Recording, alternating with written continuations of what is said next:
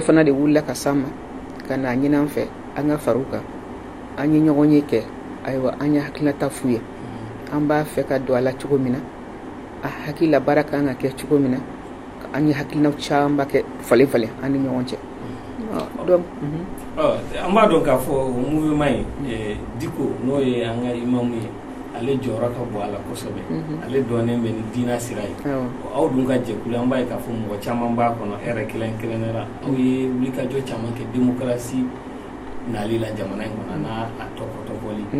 k'a ye k'a fɔ diina mɔgɔ bɛ jɛkulu in ɲɛfɛ aw yɛrɛ ko autorité morale aw b'u faamu cogo di bi anw tɛ diinɛ ko lajɛ koyi e o ne o an filɛbagaw o an bɛɛ jamanadenw de fɔlɔ on est des citoyens avant tout diinɛ ɲɛmɔgɔ tɛ se k'a kɛ k'a fɔ k'i t'i da don jamana kunkow la diinɛ ɲɛmɔgɔ mɔgɔ minnu dalen b'u la ni gɛlɛya ser'u ma u bɛ wuli ka s'u ka diinɛ ɲɛmɔgɔ ma donc diinɛ ɲɛmɔgɔya i ye silamɛ ye i ye chrétien ye o i t'a si ye o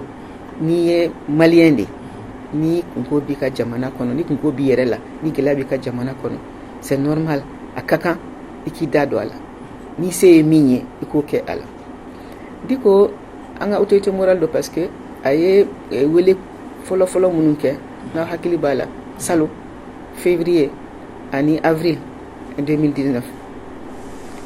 a ye sera ka jama labɔ ka hakilinaw dɔw yɛrɛ k'a fɔ jamana bɛ kan ka taa taabolo min kan a man ɲi mɔgɔ caman wulila ka u hakilinata fɔ u la k'u ka dimi yira u ka nisɔngoya yira n'i y'a ye a ka jɛkulu semas ale wulila ka se tɔw ma k'a fɔ an ka fara ɲɔgɔn kan a b'a dɔn k'a fɔ n'a danna kelen ma a kelen tɛ se ka a kɛlɛ kɛ koyi donc anw t'o yɔrɔ lajɛ minnu bɛ o kuma fɔ pour que ka M5 lagosi an y'u ka plan faamuya u ka plan tɛ dɔwɛrɛ ye ka mɔgɔw lasira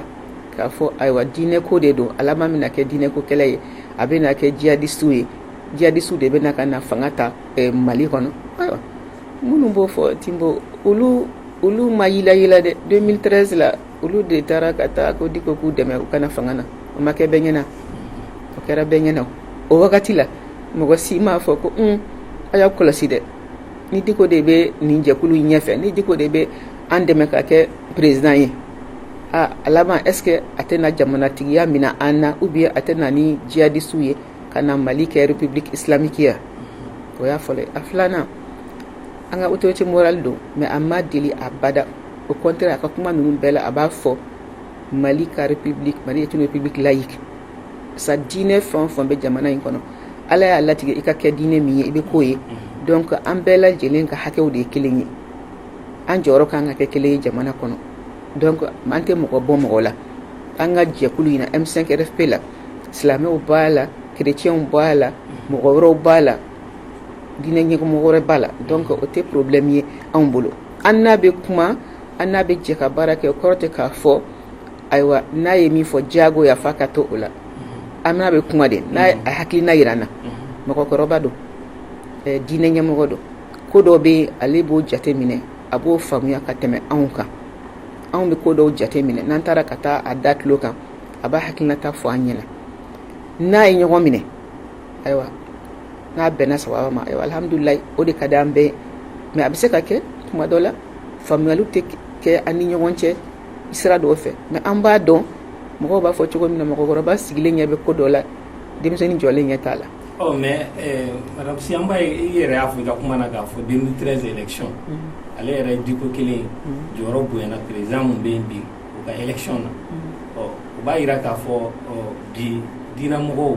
u ye jɔyɔrɔ dɔ sɔrɔ jamana in kɔnɔ o bɛ mun jira aw yɛrɛ mun ye mouvement démocratique acteurs ye aw bɛ se ka mun fɔ o la partiw de y'u jɔyɔrɔ bila wa mɔgɔw b'o fɔ mais hakili an kana bɛɛ bugɔ ni bere kelen ye tiɲɛ don mɔgɔ caman sigilen bɛ tun bɛ ni min ye k'a fɔ ko partiw b'o kɛ jamana kɔnɔ u bɛ ɲɔgɔn minɛ u bɛ jɛ ka baara dɔ kɛ ɲɔgɔn fɛ surtout opposition k'a fɔ ko n'u farala ɲɔgɔn kan n'u bɛnna ko la a bɛ se ka kɛ sababu ye yɛlɛma bɛ na don jamana fanga la jamana taabolo yɛlɛma bɛ se ka don o la mais ko bɛɛ n'a tuma de don ne hakili la de ko bɛɛ n'a tuma de don tiɲɛ don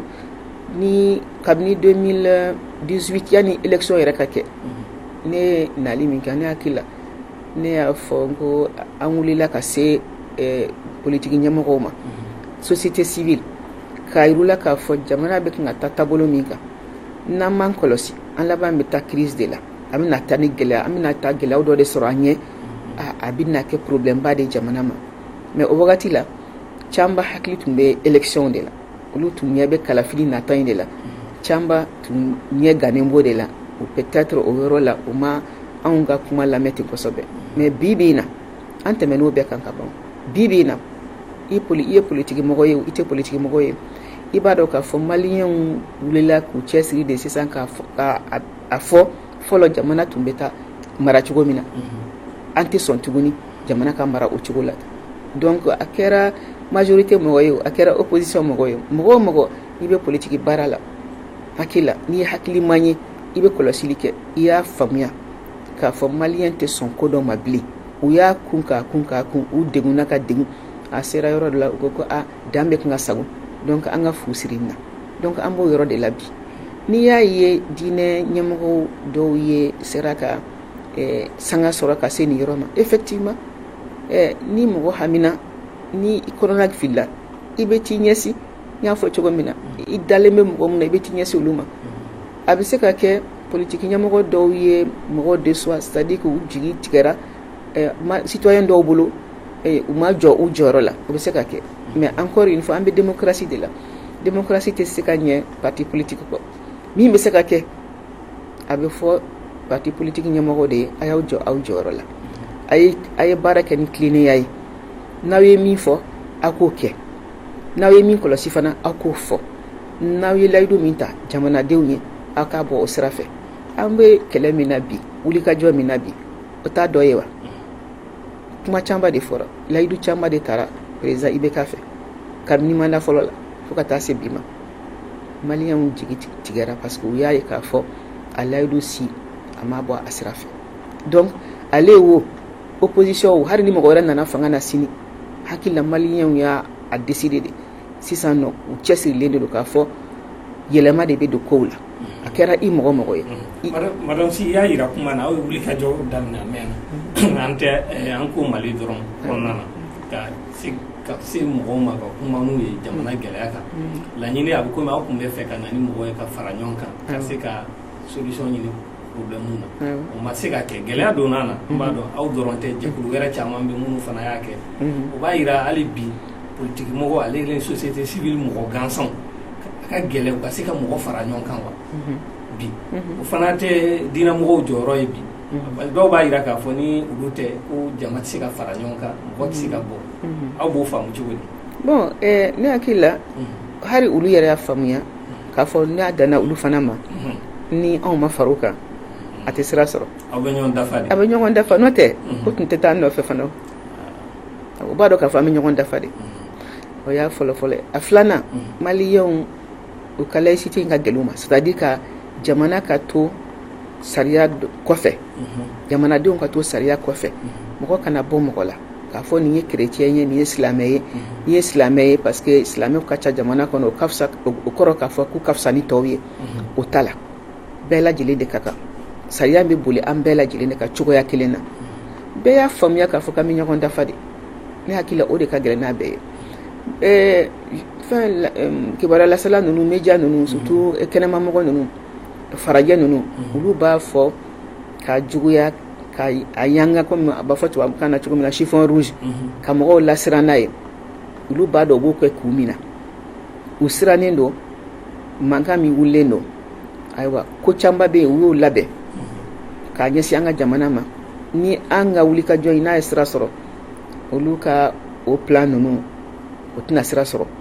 donc u sirannen don o yɔrɔ de ɲɛ u bɛ kan k'a fɔ k'a don mɔgɔw kunna k'a fɔ ko a bɛ laban bɛna kɛ république islamique diinɛ ɲɛmɔgɔw de bɛna kɛ Diko ma deli ko fɔ a bɛ deli k'a fɔ yɛrɛ a ka kuma caman la k'a fɔ a tɛ maire ya nɔfɛ a tɛ président ya nɔfɛ a tɛ député ya nɔfɛ wa an bɛ min dɔn a la fana n'an n'a sigira ka kuma a bɛ sigi o kuma kelen de kan toujours an b'a yira la fana k'a fɔ an b'a ka kuma faamuya an bɛ sɔn a bolo n'a ye sira min yɛrɛ an na n'a hakili la k'a fɔ effectivement a bɛ se k'an dɛmɛ an ka wulikajɔ in na an bɛ tugu a kɔ mais an b'a fɔ ni wagati dɔ la a bɛ se ka kɛ n'a y'a sɔrɔ ama son hakila yoro do be abina ni gelaye aban lame fana koy mo kana amerika fo abi komi anaka kalandiw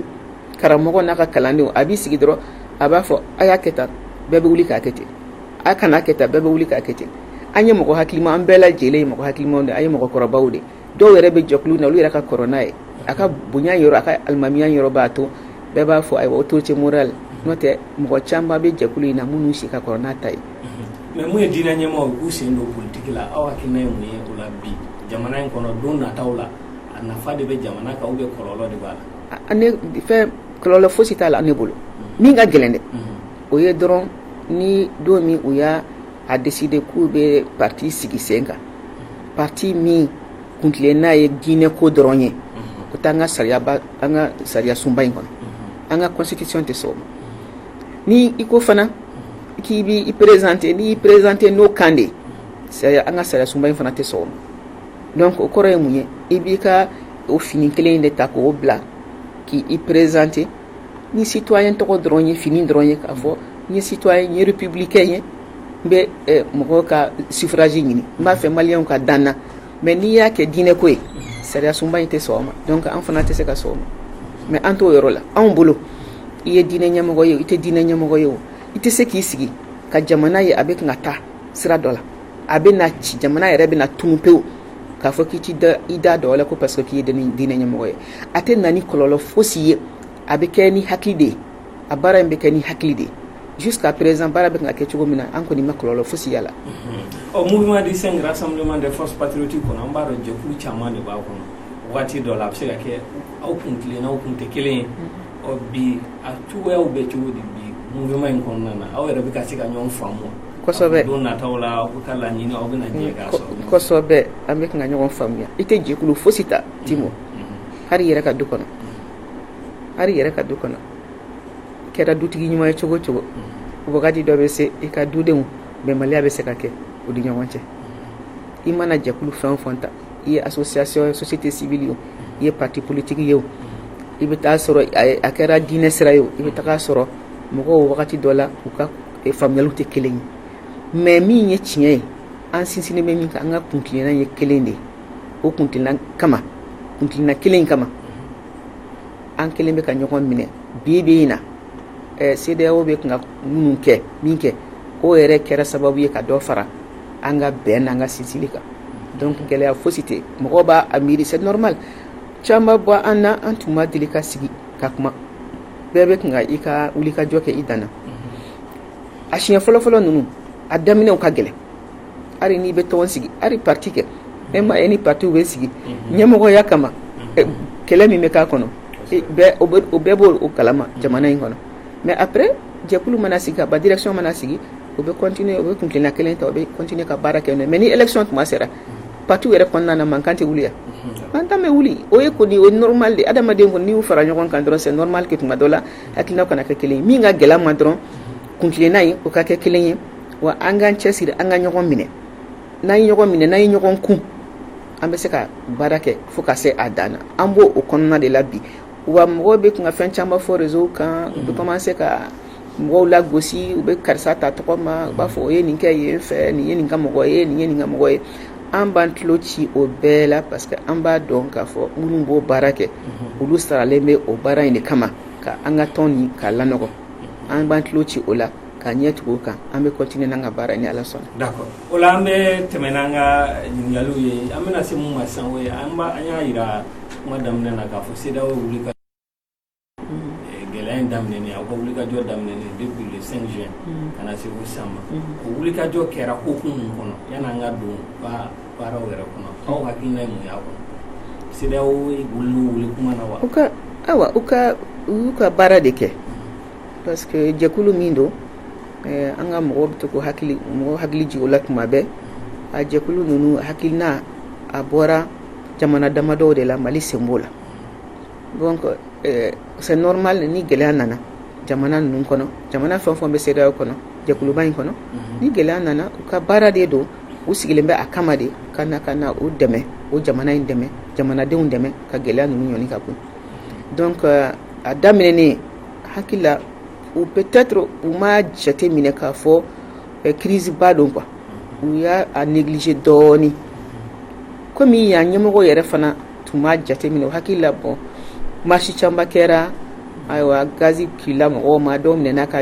datugu bon a ko sumana donc sisan nɔ a tɛna se yɔrɔ jan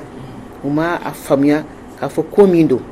ko min wulilen filɛ nin ye k'a fɔ ko a bi jɔ yɔrɔnin kelen a bɛ ban pewu semaine dɔgɔkun kelen kɔnɔna na u ma jateminɛ ten donc u nana u natuma na u tun bɛ se ka na avant parce que u nana juste avant manifestation filanan in avant le 19 ni ma fili u nana le 18 le 17 de ka to yan nɔ fo le 19 ka segin ka taa le 20 u nana ni kan fɔlɔ min ye ko k'u nana ko ka na an dɛmɛ u n'an ye ɲɔgɔn kuma ɲɔgɔn ya kɛ siɲɛ kelen min kɛra problème ye c'est que u tilara ɲɔgɔn ye ninnu na yadi u ka taa u ye sɛbɛn bɔ k'a sɔrɔ u ma segin ka na an fan fɛ ka na a fɔ ɲɛna ayiwa an tilara ɲɔgɔn yew la an ka hakilina bɔra nin de kan donc an nana ka na a daw tulo kan an b'a fɛ ka min fɔ aw ɲɛna k'aw bilasira cogo min o de ye nin ye n'o ye recommandation ye olu m'o fɔ u wulila ten k'u ka communiqué kɛ an y'a yir'u la k'a fɔ baara tɛ kɛ ten aw nana tile 3 aw ye jateminɛ kɛ aw ma se ka anw bolo ka problème bɛɛ faamuya aw ye problème min ta dɔrɔn k'a kɛ komi n'a y'a sɔrɔ kalafili min kɛra député sigi min kɛra kɔsa in na n'a y'a sɔrɔ o dɔrɔn de ye nana ni c'est vrai que dan sagora o yɔrɔ de la ko constitutionnel fɛ mais o dɔrɔn tɛ gɛlɛya ye o kabini tuma jan jɛkulu minnu farala ɲɔgɔn kan nin o bɛ kan k'a fɔ la nin tɛ marché jamana kɔnɔ fo jamana bɛ kan ka taa taabolo min na a man ɲi fanga bɛ kan ka boli cogo min na jamana kɔnɔ a man ɲi fo ka yɛlɛma don o la kabini tuma jan mɔgɔw b'o fɔ la fɛnw de dadara ɲɔgɔn kan an y'o yir'u la u nana u ye ɲɔgɔn ye fɔlɔ kɛ u taara u y'a fɔ ko mɔgɔ wɛrɛw bɛ nale donc o de kɛra Goodluck Jonathan ka émission ye olu nana an n'u ye ɲɔgɔn ye caman kɛ an y'an ka sɛbɛn kɛ k'a d'u ma mais anw hakili la halisa olu fana tun b'a faamuya k'a fɔ ko caman de bɛ nin crise kɔnɔna na k'a fɔ ko vote ko in députéw ka sigili o dɔrɔn tɛ namara min kɛra olu ka sigili la ka dɔ ka hakɛ minɛ dɔ ka hakɛ bosa la ka t'o di ka o di mɔgɔ wɛrɛ ma o nana ni fɛn ye o de y'a ko yɛrɛ giribasa mais o kɔrɔ tɛ k'a fɔ ko dɔrɔn de tun ye gɛlɛya ye parce que an tun ye fɛn caman fɔ. u ye gɛlɛya sun bɛɛ kɛ kalata in ye u y'a sun bɛɛ ko ye donc n'i ye gɛlɛya sun kɛ min ye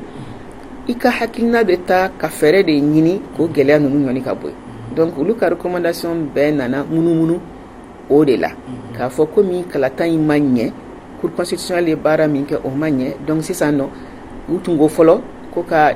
segi kalata in kan o tilara k'a fɔ ko non ko minnu ta yɔrɔ minnu ma ɲɛ ko ka segi olu dɔrɔn de kan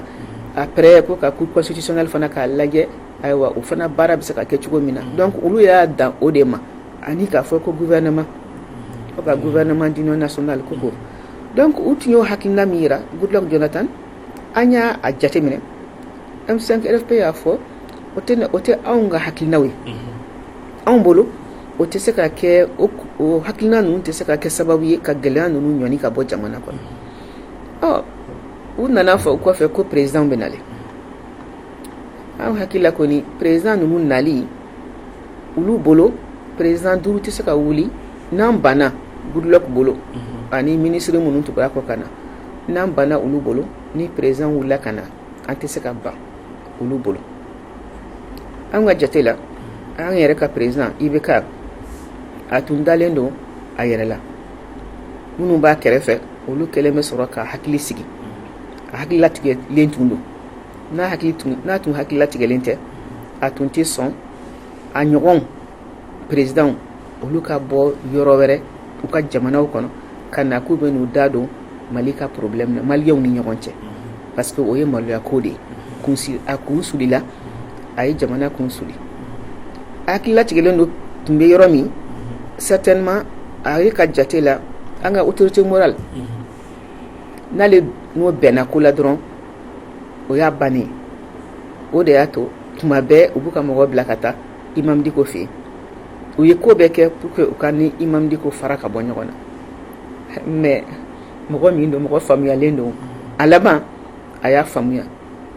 parce que daminɛ na ni mɔgɔ nana délégation fɛn fɛn mana na hali ambassadeur minnu bɛ yan a t'u rencontrer abada a n'u ka ɲɔgɔn ye tɛ kɛ k'a sɔrɔ a ma anw ka comité stratégique M5 RFI a ma mɔgɔ damadɔ ɲini mɔgɔ 2 ɲɔgɔn na k'o fara a yɛrɛ kan pour que olu ka kɛ seere ye kuma minnu bɛ fɔ mais laban in na u nana kɛ sisan ambassadeur minnu bɛ yan o ministre o kɛnɛmamɔgɔ minnu bɛ weleli kɛ président b'a wele ka pression k'a kan u mana ɲini k'a ye u b'a fɔ an b'a fɛ k'i ye mais i kelen donc o bɛɛ de ka n'a lajɛ n'a y'a sɔrɔ u bɛ se ka sama ka bɔ M5 la ka taa n'a ye u fan fɛ pour que wagati dɔ mana se ale k'i fosi ka bɔ an kɔrɔ k'a fɔ denmisɛnninw sisan ayiwa an ka nin ko in jɔ tan ne kɔni ne jɛna ne bɛ sɔn CEDEAO ka fɔta ma ne sɔnna ma o ye olu hakilina ye mais ala bɛ min ɲɛ o tɛ tiɲɛ ala b'a dɔn k'a fɔ an bɛ tiɲɛ sira de kan donc u ka o plan u y'o min siri k'a bila ala nana foli yani président nali cɛ donc olu hakilila tigɛlen don k'a fɔ président bɛna ci fɔ M5 mɔgɔw ye aw b'a kɛ tan n'aw m'a kɛ tan ayiwa aw bɛ ɲangi olu sigilen bɛ n'o ye aw bɛ se ka miiri k'a fɔ yani président ka na bɛnkan dɔ tun tɛmɛna Diko ni IBK cɛ wa ne ka n tɛ se k'o pɛrɛ-pɛrɛ tigɛ a ma kɛ ɲɛna mais ne hakili la n'i y'a ye président ye yamaruya di parce que n'ale ma yamaruya di président tɔw ma o ka na o tɛ na o n'i y'a ye yamaruya hakilila garanti ba dɔ b'a bolo hakilila garanti b'a bolo a bɛ se ka kɛ fana a ye layidu dɔ ta Diko ye a yɛrɛ tilara k'i fosi ka bɔ a kɔrɔ IBK y'o caman kɛ mɔgɔ caman la ka tɛmɛ n bɛ nin kɛ n'a tuma sera ayiwa a b'i fosi ka bɔ i kɔrɔ o président duuru in ka nali a kɛra hukumu mun kɔnɔ e yɛrɛ hakilina ye mun ye a la aw ka ɲɔgɔn ye o ale ni mɔgɔ minnu n'u ye ɲɔgɔn ye a wagati in kɔnɔna na u nana kabini u ma na a fɔra yɔrɔ bɛɛ la surtout média étranger ninnu k'u tɛ na dɔwɛrɛ la k'u bɛna fɔ an ye dɔrɔn de k'a fɔ ko mission Goodluck ka mission CEDEAO mission fɔlɔ min tun nana yanni olu cɛ olu ye recommandation min kɛ u ye hakilina minnu di k'olu b'o hakilina in de kan olu tɛ bɔ o kan président ti bɔ a nɔrɔ gouvernement d'union nationale de bɛ sigi sen kan député minnu ka kiri ma tigɛ ka ɲa cour constitutionnelle fɛ segi bɛ kɛ olu kan en fait 30 de don u b'a fɔ 31 mais 30 de don segi bɛ kɛ olu kan et puis u b'a lajɛ cour constitutionnelle fana bɛ se ka remembrer cogo min na u y'o hakilina damadɔ u ko u ti dɔwɛrɛ fɔ ka fara o kan olu nana dɔrɔn de ka na fɔ an ɲɛna an ka kɛ o cogo la donc an tun sigilen bɛ n'o ye an fana y'an ka sɛbɛn labɛn an n'u ye ɲɔgɔn u nana parce que u bɛ lɛri kelen u n'an bɛ ɲɔgɔn ye lɛri kelen an ni Imam Diko donc u ka jateminɛ tun ye min ye an ka autorité morale Imam Diko an n'u bɛ sigi kuma bɛ di Imam Diko ma kuma mana d'o ma u sigilen bɛ tun bɛ n'a ye de k'a fɔ o bɛna fɔ ayiwa CEDEAO mɔgɔw aw nali diyara n ye a bɛnna ma aw ye min fɔ ne kɔni sɔnna ma n'u y'o fɔ sisan ka tila ka kuma di M5 ma k'a sɔrɔ M5 ma sɔn o ma o tun bɛ na ni mun ye o bɛ na ni farafarali o bɛ na ni lebu yɛrɛ ye diɲɛ bɛɛ ɲɛna mais ala ma sɔn a ma parce que président tun ka sigi sisan Diko k'a ta fɔ an ka kuma ta k'a fɔ ko an ma sɔn o ma mɔgɔ si t'a dɔn o tun bɛ se ka dan yɔrɔ min na mais ala nana ka na nin ko in bɛɛ ɲɛnabɔ parce que ala b'a dɔn an bɛ tiɲɛ sira de kan Diko nana ka n'a fɔ ayiwa a tɛ jɛn n'a ye a t'a faamuya k'a fɔ ko mɔgɔw ka na ka bɔ yɔrɔ wɛrɛ ka na fɔ an ɲɛna an kan ka taa sira min fɛ an b'an ka jamana dɔn an tɛ mɔgɔw ye minnu b'u da k'a fɔ ko tɔ bɛ yɛlɛ u kan an t'o jamana ye an tɛ mɔgɔ ye min bɛ tugu mɔgɔw kɔ ten parce que u y'a fɔ an ka taa nin sira fɛ an ye hakilimaw de an ye danbetigiw de donc min tɛ bɛn o tɛ bɛn mɔgɔ tɛ se ka faga mɔgɔ 20 ni kɔ an kɔni ka jate la minnu kɔni an ye min pɛrɛ min fɛn sɔrɔ 23 o de don o 23 la minnu yɛrɛ fagara Diko yɛrɛ ka quartier kɔnɔ a ka soda la n'a ka misiri kɔnɔ o dɔnnen don donc o tɛ se ka kɛ k'a fɔ ko tigi ma y'o la mɔgɔ min kan ko o responsabilité ta k'a fɔ ko o tigi ma donc o tɛ se ka bɛn. A filanan mɔgɔ kana fɔ dɔrɔn ko kalata in de nana ni nin bɛɛ ye. Kalata in c'est vrai a kɛra komi o de kɛra sababu ye ka ko ni ka a lancer mais a da nana se jamana maracogo jugu a da nana s'o ma. Sonyɛni ni yuruguyurugu min bɛ kɛ ayiwa a da nana s'o ma. K'a fɔ ko mɔgɔ bɛ tɔɲɔni min bɛ kɛ jamana kɔnɔ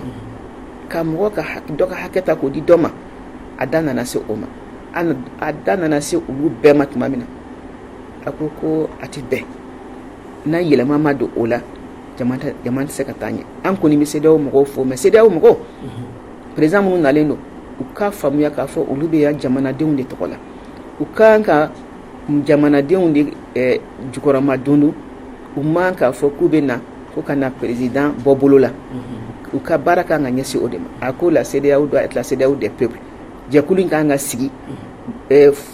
mɔgɔ bɛ jamana ninnu kɔnɔ farafinna jamanadenw jɛkulu in kan ka sigi olu ka hɛrɛ olu ka hakɛ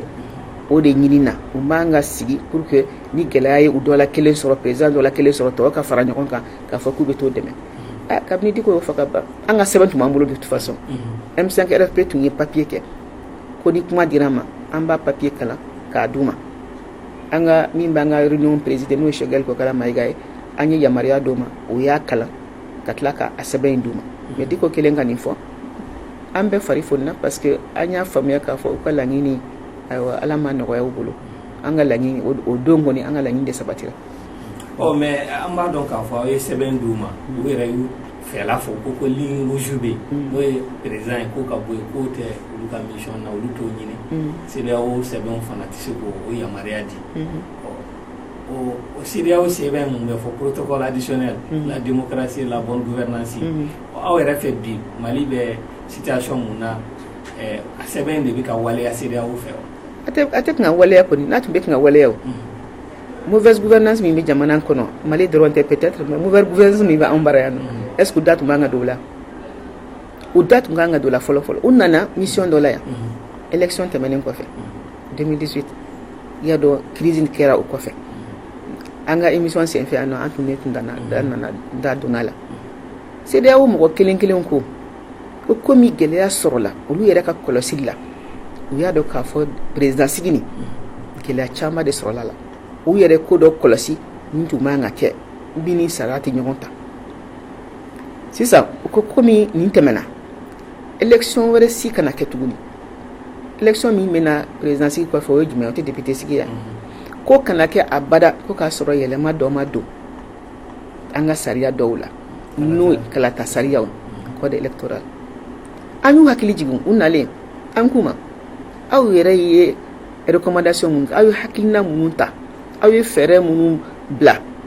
an senkɔrɔ k'a fɔ an ka hakili la fɛɛrɛ min bɛ se ka sɔrɔ pour que crise wɛrɛ kana kɛ jamana kɔnɔ kalatafili senfɛ o fɛɛrɛ ninnu ye nin ye. Munna kabini 2018 élection tɛmɛna sisan an bɛ 2020 na aw yɛrɛ ma kɔlɔsili kɛ k'a ye k'a fɔ o baara ma kɛ aw y'aw sigi aw y'aw mankun o kan. Est-ce que aw ka baara fana tɛ de ka ko kunbɛn prévention et gestion des crises u m'o kɛ u y'u sigi de fo ko nana tiɲɛ tuma min na o bɛ sɔrɔ ka wuli ka jɔ. An y'a f'u ɲɛna k'u ka baara ye o de o protocole nin n'o protocole nin a labatora mɔgɔw fɛ jamana ɲɛmɔgɔ fɛ nin crise ninnu tɛ k'an ka jamanaw kɔnɔ parce que a kelen bɛ ka ko bɛɛ de pɛrɛpɛrɛ latigɛ. N'i sigira président la i jɔyɔrɔ kan ka kɛ min ye i kan ka sariya bato cogo min na n'i ma sariya bato fana min kan ka f'i ye jamanadenw fɛ o bɛɛ de bɛ protocole nin na o. Voilà donc anw bolo anw M5 RFP bolo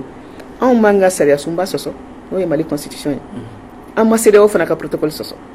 parce que an ma fosi kɛ. Ko président ka démission t'o la. Mais président ka démission an m'a fɔ ko an bɛ mugu ta komi n'an ye an bɛ coup d'état kɛ o an m'o fɔ mɔgɔ si o an ko de an bɛ wuli ka jɔ kɛ fo président k'a faamuya k'a fɔ danaya ta ka bilen jamanadenw fan fɛ jamanadenw ka danaya tɛ ale kan bilen. A ye layidu minnu ta hali sariya sunba la a ye layidu minnu ta o kɔnɔna na a m'i jɔ a jɔyɔrɔ la a yɛrɛ ye sariya sunba sɔsɔ fo tiɲɛ camanba an ye sɛbɛn k'a la an y'a di CEDEAO mɔgɔw ma ni o wulikajɔ kɛra président yɛrɛ y'a ye k'a fɔ tiɲɛ na a lagosira a ka jamanadenw fɛ jamana bloquelen don ale yɛrɛ de bɛ hakili sɔrɔ ni jamana in ka d'a ye a b'a fɔ cogo min na jamana in y'a nin de ye a sigikun de ye jamana in jamanadenw olu ka lafiya u ka lakana n'a sigikun y'o de ye n'a bɛ jɔrɔ ni jamana ye ale yɛrɛ de b'a kɔlɔsi k'a fɔ tiɲɛ na jamanadenw ka danaya fosi t'a kan bilen jamanadenw bɛnn'a kan k'a fɔ a jamanaden fanba parce que a fana ka mɔgɔw bɛ an b'o dɔn jamanaden fanba anw bolo majorité ba olu y'a décidé k'a fɔ ani président ya man kan bilen wa san 3 an tɛ se k'an sigi k'o kɔnɔ k'a ye k'a fɔ jamana bɛ na tunu parce que a baara bɛ kan ka kɛ cogo min na kabini a ka mandat fɔlɔ la fo ka taa se bi ma ni baara continuer ka kɛ ten a kɔrɔ ko Mali yɛrɛ tɛna kɛ yen bilen an bɛ yɔrɔ min na bi bɛɛ b'a dɔn k'a fɔ n'i ye sigiyɔrɔma n'i ye 100 ta sigiyɔrɔma 50 70 ani ko 75% 75 i bɛ taa sɔrɔ jamana nɔsi tɛ o yɔrɔ ninnu na jamana ka fanga tɛ boli a kan or a bɛ layidu ta tuma a bɛ sigi tuma min na président fɛn o fɛn bɛ sigi i b'i kali de k'a fɔ i ka baara bɛ na ɲɛsin o ma k'a fɔ i b'i hakili to o yɔrɔ la k'a fɔ jamana ka to kelen ye intégrité du territoire mɔgɔ wɛrɛ kana bɔ yɔrɔ wɛrɛ kana a ka fanga sigi an ka jamana kɔnɔ souveraineté nationale o bɛ yɔrɔ jumɛn bi Kidal situation bɛ cogo di bi an profitera ka président nigérien ka hakili jigin k'a fɔ ale yɛrɛ da don la Kidal ko la an bɛ situation dɔ la Mali bɛ komi Mali bɛ kan ka bɔ maliyɛnw taya la donc ni président y'o faamuya n'a b'a fɛ ka maliyɛnw dɛmɛ pour que an ka bɔ nin situation kɔnɔ ale de bɛ se k'a décider k'a fɔ ayiwa a ye na an ka sigi an ka kuma ne sɔnna ka walan sɛmɛ mais ni ne ye walan sɛmɛ ka taa ten k'a sɔrɔ an ma ko dɔw sigi sen ka gɛlɛya bɛ sɔn ka k'a la o de la an ka jate la kabini mɔgɔw wulila k'u cɛsiri ka delili ni ko ninnu bɛɛ kɛ Imam Dicko yɛrɛ an ka autorité morale fana y'i da don a la kosɛbɛ an sɔnna ka na memorandum ko in na n'o tɛ an tun b'o de a ka taa an ka négociation bɛ se ka kɛ min kan dɔrɔn o ye a bɛ taa condition min na an t'a fɛ k'a lebu an t'a fɛ ka na ni gɛlɛya wɛrɛ ye jamana kɔnɔ n'a sɔnna an bɛ sigi an b'a fɔ pour que an ka to sariya sunba yɛrɛ kɔnɔna na a ka départ a ka tagali a bɛ se ka labɛn cogo min mais komi o memorandum fana a y'o ta k'o fili kɛrɛfɛ parce que ale bolo ka maga ale yɛrɛ ka fanga ko kuma na o bɛ komi n'a y'a sɔrɔ i ye fagaliko de kɛ tellement ale bolo a ka bɔ a yɛrɛ ma fanga ye fanga de mɔgɔ tɛ se ale tɛ se ka kɛ président ye k'a fɔ k'i bɛna ka na ale ka fanga lagosi k'i bɛna ale lagosi a ka fanga kɔnɔna na a y'o néglige a y'o ta k'o bila kɛrɛfɛ a ma dɔ wɛrɛ sɔrɔ k'a fɔ a ko a ye taa an ni majorité ka kuma bon bɛɛ ye o tɔ kɛra min ye bɛɛ y'o kɔlɔsi an ko e ka majorité bi ko e ka majorité bila i kɔ i yɛrɛ bɛ min da i ka majorité kan i bɛ min f'u ma bɛɛ b'o kalama i tɛ se ka tanga fosi dɔ u la min ka di i ye i b'o de kɛ ni premier ministre min ka di i ye i b'o de ta ministre min ka di i ye i b'o de ta min ka di jamana kɛra i ta ye k'a sɔrɔ jamana kalifalen don i la de mais i b'i sago de kɛ la i ka majorité e ma deli ka tanga don olu la bi de i bɛna fɔ ko an ka taa kuma i ka majorité fɛ i ka majorité bɛ se ka mun ɲɛnabɔ nin ko in na donc an ye nin kuma ninnu bɛɛ fɔ CEDEAO nana ni hakilina mun ye hali kɔsa in na i y'a jateminɛ olu yɛrɛ de bɛ kan ka sariya sunba sɔsɔ u ko ka député an da bɛna don o de la sisan an b'a ye k'a fɔ aw ka ɲɔgɔn ye kɔfɛ u seginna ka taa ko k'u bɛ taa ɲɔgɔn ye balilen dɔ kɛ sommet extraordinaire o kɛra juillet kalo tile 27 u y'o kɛ bɛɛ y'o kɛ k'i to i ka yɔrɔ la jabaranin kan mun bɔra o kɔnɔ n'o ye déclaration finale an y'o ye ko u ye fɛɛrɛ dɔw tigɛ o fɛɛrɛ minnu tigɛra o kɔnɔ ale ni fɛɛrɛ minnu tigɛra Goodluck Jonathan ka mission fɛ aw yɛrɛ b'o faamu cogo di danfara jumɛn b'olu ni ɲɔgɔn cɛ danfara bɛrɛ t'u ni ɲɔgɔn cɛ u ye Goodluck Jonathan ka fɛɛrɛ ninnu ta u ye dɔw ta la ka dɔ fara o kan ka comment dire ka détailler ka pere latigɛ par exemple cour constitutionnelle o kan ka kɛ cogo min na bon n'olu ma sɔn ka taa k'a kan ka an ka sariya sunba in o jɔsen dɔ bɛ yen jɔsen 50 article 50 ko a ko appliquer o y'o fara o bɛ komi sisan nɔ pour que Goodluck tun ye fɛn minnu fɔ pour que o ka lawaleya u y'o o dɔw de fara kan n'o tɛ u ye Goodluck ka hakilinatanw dɔrɔn de ta u ma fɛn wɛrɛ fara o kan réellement mais u ye a pɛrɛ latigɛ a sira min kan ka ta président IBK fɛ pour que ka se ka o laɲini ninnu k'o ka sabati u y'o dɔrɔn de bila a kɔrɔ quoi k'a fɔ nin sira in de ka ɲi pour que i ka se k'o sɔrɔ ni komi kabini fɔra ko cour constitutionnelle ko ka remember y'a dɔn dɔw démissionnera cour constitutionnelle la a tɔ tun tɛ mɔgɔ saba ye olu ko k'u tɛ taa yɔrɔ si ko sariya sunba tɛ IBK yamaruya ka olu bɔ o place la bon sisan o ye hakilina dɔ de bɔ président ninnu ko a ka article 150 ni awɔ a ko o ta o kɔrɔ ye mun ye ale b'a kɛ sisan ale kelen bɛ décision ta cour ye mɔgɔ 9 ye ale kelen bɛ se ka o mɔgɔ 9 ninnu ko olu sugandi bon tɔw ma jɛ n'o ye o b'an ka sariya sunba in sɔsɔ parce que sariya sunba in yɛrɛ ko o article 50 ni jɔsen 50 in an ka sariya sunba in na o ko ni président bɛ o fanga in d'a yɛrɛ ma n'a b'a fɛ ko o article 50 la lawaleya o article 50 yɛrɛ ko o diyagoya f'a ka premier ministre président de l'Assemblée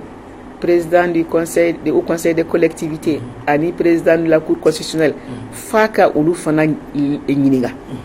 a k'u consulter yana a k'a kɛ cour constitutionnelle tɛ assemblée a fɔra ko ka yɛlɛma dɔw la olu ko minnu ka démission olu ko k'u tɛ démission o président yɛrɛ b'o la ko o tɛ taa bon au conseil des collectivités o tɛ yen bilen parce que u ka mandat banna a mɛnna o ye sariya sɔsɔli fana dɔ ye o ye constitution fana sɔsɔli dɔ ye président sigikun dɔ ye ka sariya sunba in k'a bato k'a labato jamanadenw fɛ yɛrɛ y'a sɔsɔ parce que i ɲɛ b'a la nin jɛkuluba ninnu a bɛ se ka fɔ a ma institution peut-être dɔ ko ma k'a bɛ se ka fɔ fanga bolo seegin min n'o bɛ yen n'a bɔra kelen na n'o ye conseil économique social et culturel ye timbo a si tɛ marché o fana donc mais tɔw ninnu ta ka jugu n'o fana ye parce que olu ta ye san caman de yɛlɛma ma don ko le haute cour de justice o bɛ yen mais kabini o sigira o tɛ baara fosi kɛ dossier bɛ yen mais maga ma se ka kɛ dossier si la i mana fɛn o fɛn ta kelen kelen i bɛ taa sɔrɔ gɛlɛya bɛ yen cour suprême awɔ président t'o la ani hakila problème bɛ yen nɔ magistrat wulila ko ka conseil supérieur de la magistrature u ka jɛkulu u ka sigi u ni président ka sigi ka kuma président dɛsɛra k'o kɛ non donc ça veut dire que CEDEAO yɛrɛ ye hakilina minnu di a tɛ se ka lawaleya a b'an ka sariya sɛbɛn sɔsɔ a b'a sɔsɔ clairement a b'a sɔsɔ mun ye cour constitutionnelle ka solution ye o yɔrɔ la cour constitutionnelle ka solution a b'o sɔsɔ député ta a b'o sɔsɔ député ka o ko gɛlɛya donna minnu ta olu ko 30 ni kelen e ko 30 awɔ a détail bɛ yen collectif mɔgɔw ko k'u bɛ taa fo 70 ni kɔ la parce que dɔw b'ali premier tour la mais bien sûr ni deuxième tour la n'a yɛrɛ k'a fɔ ɲagami donna la nanbara donna la dɔ ka hakɛ minɛna ka di dɔ ma mun de b'a yɛrɛ k'a fɔ kabini premier tour la recours minnu kɛra parce que problème kɛra mun ye premier tour mɔgɔw olu caman tun ye recours kɛ o cour constitutionnelle ma sɔn k'a jateminɛ u ma sɔn ko olu ye plainte minnu kɛ u ma sɔn ko mɔgɔw b'a dɔn k'a fɔ surtout kɔrɔyan fan fɛ ani camancɛ yan fan fɛ mali camancɛ ani kɔrɔyan fan fɛ yɔrɔ caman bɛ yen vote ma se ka kɛ kalafili ma se ka kɛ yɔrɔ dɔw la bɛɛ y'a ye bɛɛ y'a kɔlɔsi k'a fɔ dɔw ye ala minɛ ka urne yɛrɛ ta mumɛ ta ka taa n'a ye so dɔ kɔnɔ ka taga fa après o résultat taara kɛ 99% ye yɔrɔ dɔw la donc vote ma kɛ dɔw yɛrɛ ka fɛn bɛɛ de u y'a ta dɔrɔn k'a jeni donc recours minnu kɛra o recours ninnu plainte ninnu ma se ka sira sɔrɔ donc olu fana ko a ti ɲɛ ko n'a bɛ kɛ ko sigi ka k'a bɛɛ de kan sariya sunba t'a prévoir k'a fɔ mɔgɔ ka mɔgɔ jagoya ka démissionner sisan olu ko IBK tɛ se ka démissionner a tɛ se ka jagoya IBK dun ko sisan olu ko tɔ ninnu k'u ka jagoya ka démissionner député o fana b'an fɔ sariya fɛ n'a ka d'u ye komi anw bɛ ka min ɲini IBK fɛ a ye ɲɛ b'a la gɛlɛya bɛ yen k'a fɔ ko n'a ka di ninnu ye u bɛ se ka démissionner mais anw t'o laɲini an bɛ min laɲini Assemblée nationale yɛrɛ bɛɛ lajɛlen de ka bɔ yen élection wɛrɛ ka kɛ kɔfɛ a ka sɔrɔ an labɛnna kama an ye sariya kuraw ta voter sariya kuraw a ka sɔrɔ o sigira sen kan maliyɛn bɛɛ bɛnna kan o fana wagati de b'o la n'o kɛra sariya fana tɛna sɔsɔ n'a ma se ka kɛ ayi bɛnkan de don c'est-à-dire ni ayi bɛnkan de don c'est-à-dire que ni an bɛnna kan acteurs politiques société civile je b'a dɔn k'a fɔ gɛlɛya filɛ nin an bɛ se k'a fɔ an ka sariya sunba in an t'a a lafili mais a kɔnɔna na an b'a lajɛ jɔsen minnu b'a la n'an bɛ se ka baara kɛ ni olu ye pour que par exemple ni Assemblée nationale wulila ka bɔ yen an ka se ka jɛkulu dɔ sigi sen kan n'o bɛ kɛ comme sorte de collège min bɛ se ka sariya kuraw proposer voilà an ye a hakili la anw dɔrɔn tɛ se k'o kɛ o an ni tɔ de bɛ sigi ka kuma n'an bɛnna kan a bɛ kɛ charte ye an ni ɲɔgɔn cɛ an b'a fɔ ayiwa an bɛ na don période min na transition de don k'a daminɛ sisan fo ka taa se 2023 la an bɛ na baara kɛ nin cogoya de la ni mɔgɔ minnu sen donna baara in na i kɛra M5 mɔgɔ ye i kɛra mɔgɔ wɛrɛ majorité i bɛ ka mɔgɔ ye o ni sen donna la i ka sigi n'a ye k'a fɔ ni élection bɛ kɛ e tɛ se ka i présenter présidentielle la par exemple an bɛ jɛ ka baara kɛ ni tilennenya ye ni hakiliya ye pour que ayiwa ni député kan ka sigi cogo min na a bɛ kɛ mais n'a ma kɛ ten yanni kalata wɛrɛ cɛ yɛlɛma fɛn o fɛn kan ka don fana an ka sariya sunba la an b'a hakili jakabɔ o kan n'an ye hakili jakabɔ o kan par exemple n bɛ misali kelen ta i y'a dɔn région caman créera ATT fɛ o région ka ATT ka tuma na o région dɔw kɔrɔnyanfan ninnu dɔrɔn de région fila olu kɛra opérationnel ye tɔ ninnu bilala kɛrɛfɛ hali minnu kɛra opérationnel ye kalatafili in selen député ta olu bɛɛ tun y'a ɲini k'a fɔ olu fana ka cercle dɔ ka fara olu ka député kan parce que n'u kɛra région ye u ka cercle bɛ yen nɔ il faut que dɔ ka fara olu ka député o ma se ka ɲɛnabɔ a fɔra ko ka kalata in kɛ ni système kɔrɔlen ye découpage min tun bɛ kɔrɔlen ko ka da o ma ko kɔfɛ ko a bɛ na kɛ donc olu bɛɛ lajɛlen de kan ka kɛ ko ye an bɛ sigi ka kuma min kan an ka bɛn a kan Buguni région Ɲɔrɔ région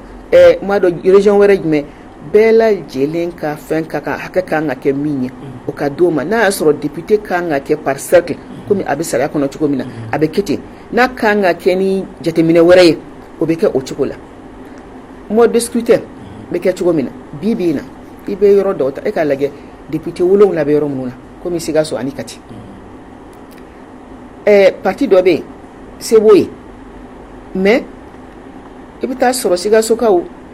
mɔgɔ tilancɛ dɔrɔn hakɛ o de dalen bɛ e ka parti la e ka parti ye majoritaire ye donc o ye n'i ye 100 ta o ye sigiyɔrɔma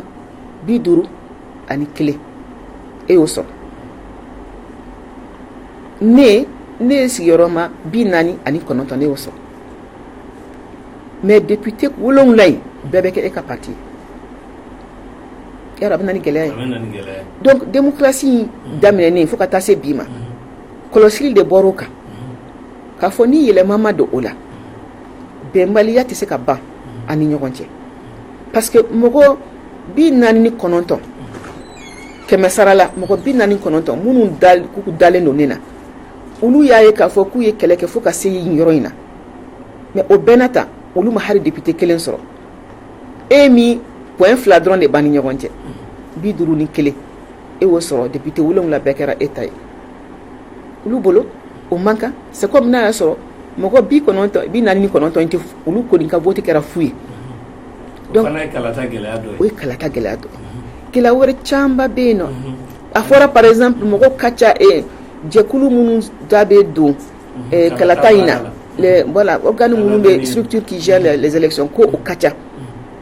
ko an ka kuma an ka bɛn a kan k'a fɔ a ka kɛ jɛkulu kelen ye danaya ka da o kan o de b'a organiser maintenant mɔgɔ wɛrɛw bɛ kɛrɛfɛ minnu b'a kɔlɔsi n'a y'a sɔrɔ o ka baara ka ɲi o bɛɛ tɛ hakilina dɔ ye wa ni an bɛnn'o kan a ka ca ala fɛ kalata kɔni a tɛ se ka kɛ yɔrɔ si k'a fɔ ko gɛlɛyani ma k'a la dɛ mais ni bɛn kɛra olu dɔw kan a bɛ se ka kɛ sababu ye ka caman bɔ gɛlɛya ninnu na kalafili talen kɔfɛ crise minnu bɛ kɛ a bɛ se ka kɛ sababu ye ka caman bɔ. E yɛrɛ fɛ organe législatif de ka ɲi ka sigi ni assemblée cira o baaraw kɛ yanni kalata wɛrɛ cɛ. bɛnkan de don awɔ an ni tɔw cɛ an ko ni yɛlɛma donna anw b'a laɲini cogo min na a bɛ kɛ komi n'an bɛ conférence ba dɔ de sigi sen kan force politique force sociale bɛɛ bɛ fara ɲɔgɔn kan ayiwa ladalatigiw diinɛ ɲɛmɔgɔ bɛɛ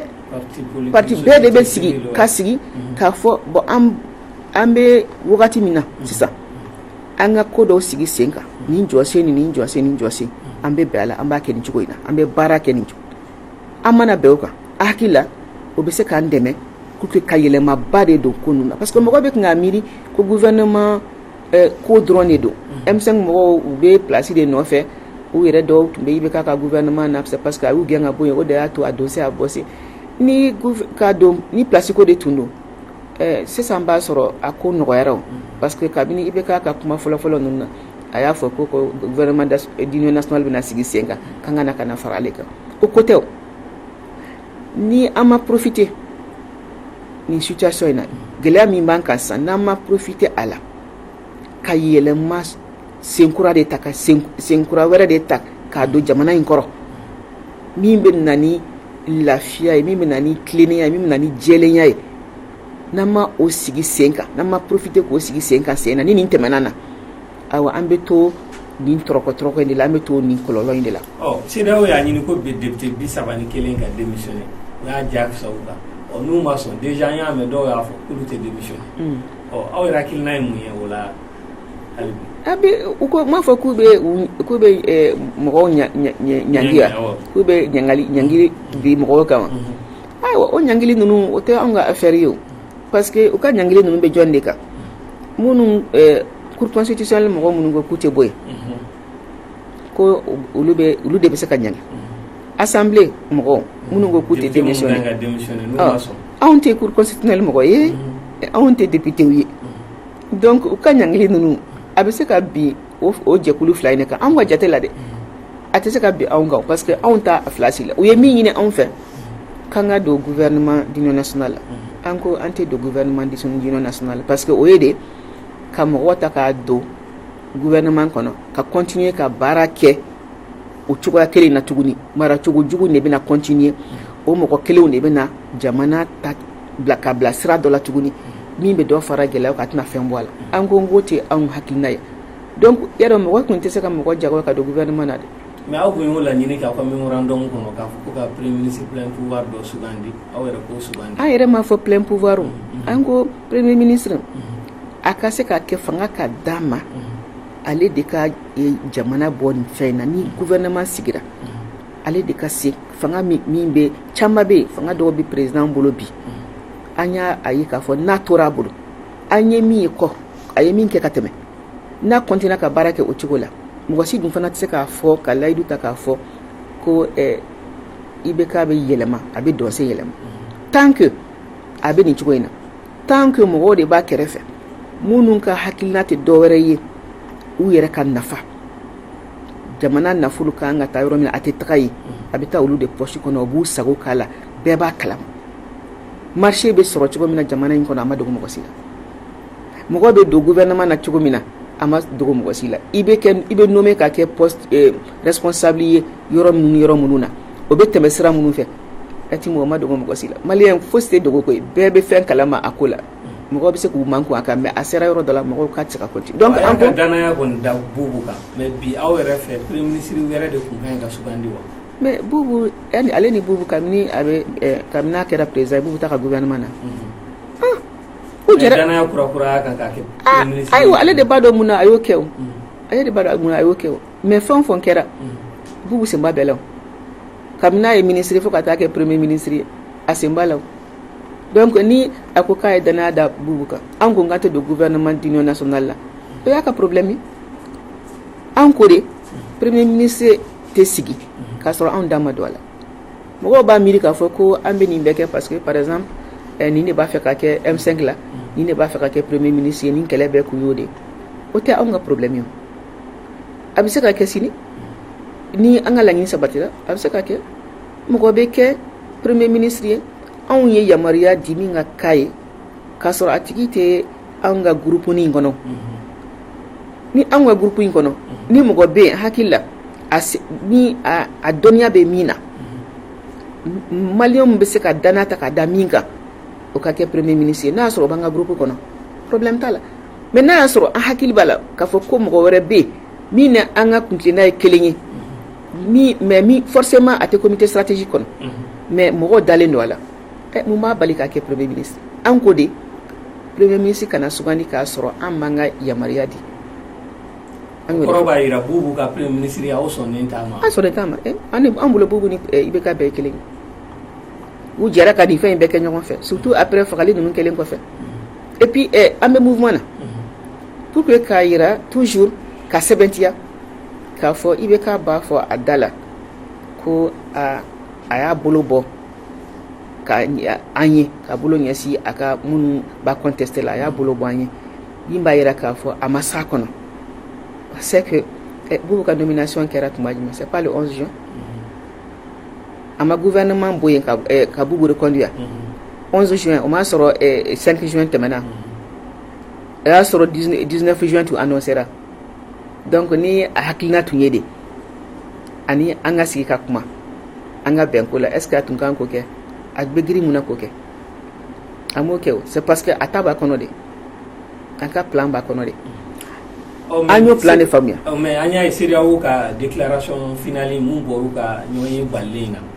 wa nyini ko bubu ka gouvernement bubu to ko redo ka déclaration mo ko le gouvernement dirigé par docteur Boubou si c'est ko ke gouvernement d'union nationale ko ka ministre ka mo wara do ala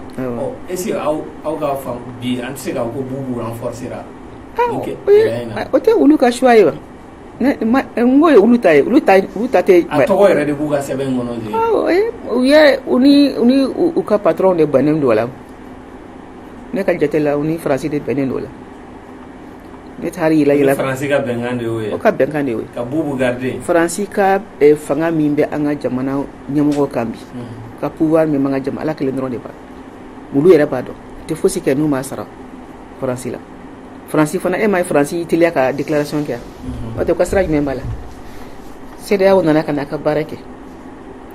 kafo aiwa uba fa akaketa e français ka déclaration ke ko yelema fosi kana do fosi la Goodluck Jonathan yemi fo ko foko de ke o ka hakilina nu ko fo o de ka ke wa o ka nga ke fana ka beni siningene le 31 C'était le 29 ya. Bien le 29. Voilà. Mais on va déclaration à 10 jours de photo. Ah comme on a fait autre n'y a faute moi peut-être mais en tout cas datini. Koko ka benai. Parce que bella jeli fanani ngania de benani ko ina. Bella jeli. Le bubu toli aga intérêt du même français. Ah, c'est tout ni nga. Ko do ko limbe no. Aka intérêt à toli ani ibeka a intérêt be ibeka kan ani a mo munu ba kerefe. U jele me soro ko dola. Mi nga gela uma iye français yo iye américain yo ikera chia fonfonye iye MINUSMA yo iye union africaine yo iye CEDEAO ni ba fe ka Mali deme ka malien deme ato folo malien ka fiye an ba afe an ga jamana ka ta ni sira inde kana fo ibina fo malien yi aw hakilla aw ka nga ta ni sira inde fe ni an benaka ka fo sira min kanyi malima tabulo min kanga yelema jamana in kono baraka nga chugo mina jamana in kono ni an maliyam benoka ni mgo min ngani ay de kana an deme iban deme o tabulo nu de kan ite wuli kana fanyena karsa de bekay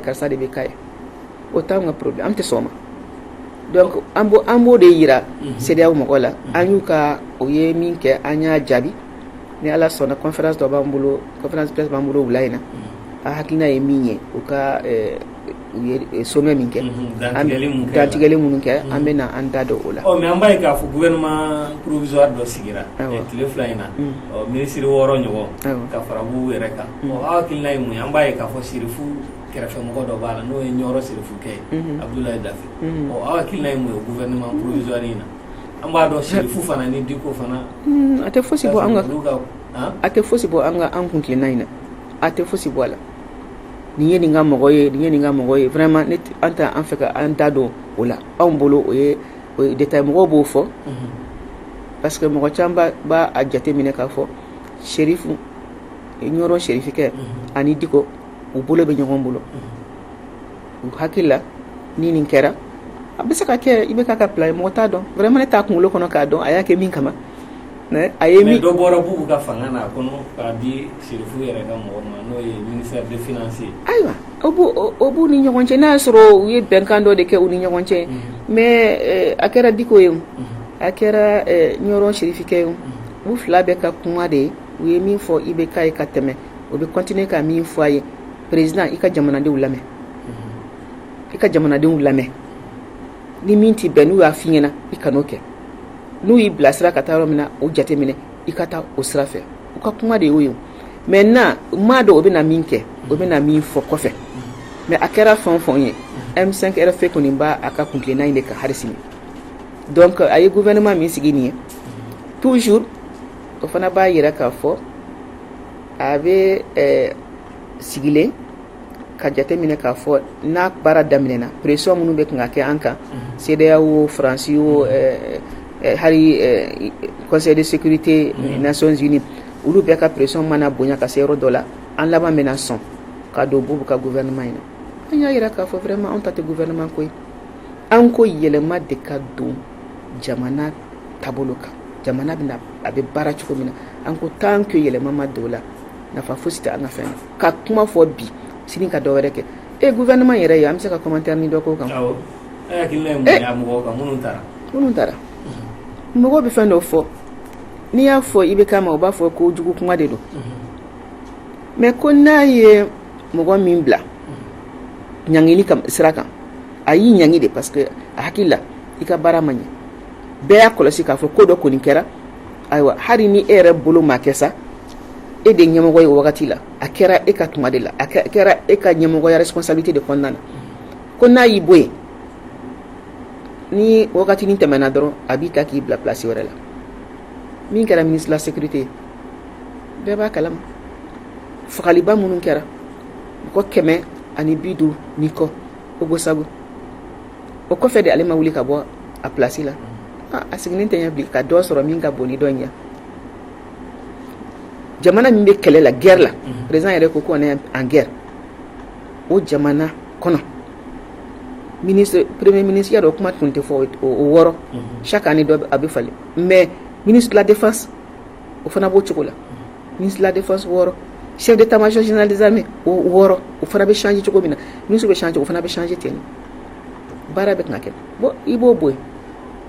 i bɛ dɔ wɛrɛ ta c'est la même chose i ni minnu i yɛrɛ ko minnu ma u jɔ u jɔyɔrɔ la wagati dɔ la i ye olu bɔ yen i tilara tuguni k'u ta k'u bila bon anw bolo M5 la nin tɛ fɛn ye anw bolo quoi parce que an tɛ don gouvernement na tant que an ye yɛlɛma min fɔ o ma sɔrɔ n'an donna fana na Maliki bɔra yen ka na ni mɛta ko u b'a dɔn u y'o bɔ yen min kama mais tiɲɛ na ne tun ye Maliki ne tun tɛ nin bɛɛ kɔnɔ kabini tuma min na an bɛ baara in daminɛ an bɛnna kan k'a fɔ yuruguyurugu ni sonyɛniw ŋanamu bɛ kɛla jamana ko ka fu sira la danaya taara ka dan kan k'an bila baara la bɛɛ n'i ka hakilina don dɛ n ka bonyaba de b'a yɔrɔ dɔgɔnin ɲuman don mais ni ne tun y'ale ye ne tun bɛ wala sɛmɛ k'a sɔrɔ a ma se nin yɔrɔ la kabini dossiers daminɛ na dossiers taara fo ka se yɔrɔ dɔ la o commencera ka dɔw labila o kɔrɔ k'a fɔ ko n ka baara bɛ kan ka tiɲɛ n bolo bɛ kan n ka baara nagasi n bolo kabini o la ne tun bɛ taa ka fisa a ka kɛ ko remaniement senfɛ k'a fɔ k'i sen bɔra an tɛ n'a tɔ ye wa min sigilen bɛ o fana ye n ka mɔgɔ ye n b'a dɔn kosɛbɛ an ye kalan kɛ ɲɔgɔn fɛ an k'a to an k'a kɔlɔsi k'a lajɛ a bɛ na min kɛ mais ne kɔni ma da la k'a fɔ ko nin ye gouvernement ye min bɛna se ka nɔ bɔ hari n'u ye nɔ bɔ sa a tɛna taa an ka kuntilenna fɛ an ɲɛ t'a la a bɛ se ka min kɛ min bɛ se ka an ka kuntilenna bɛ se ka ɲɔgɔn ta an ɲɛ t'o la fɔlɔ. o Mali bɛna to ten nɔ gouvernement ta ye nin y'a kalo 2 ye an bɛna o sɔrɔ. ayiwa gouvernement ma sigi hali bi. i bɛ taa k'i jɔ a jɔyɔrɔ. a bɛ k'aw kɔnɔ. a t'an kɔnɔ bilen. a tɛ k'aw kɔnɔ. ayi. o de fɔra CEDEAO fana y'o de fɔ. a t'an kɔnɔ na dɛ. n'a ka d'a ye hari sini a ta ka gouvernement dafa a k'a lajɛ a bɛ se ka baara kɛ cogo min na kɛ. mais pression mun fana bɛ ka kɛ aw yɛrɛ fɛ don nataw la u tɛna mɔgɔ dɔw ta u la ka don gouvernement in kɔnɔ. anw fɛ yan a bɛ se ka kɛ mais hari n'o kɛ Timbo ne bɛ ko kelen f'i ye hari a ka kɛ ne ɲɛ t'o kɛtɔla la fɔlɔ mais mɔgɔ si t'a dɔn ala bɛna min kɛ hari a ka kɛ k'a fɔ ko M5 mumɛ bɛɛ a ɲɛmɔgɔ dɛ olu bɛɛ sɔnna ka don gouvernement in na hakilina kura min bɛ denmisɛnninw na u tɛna jɛn n'a ye k'a fɔ ko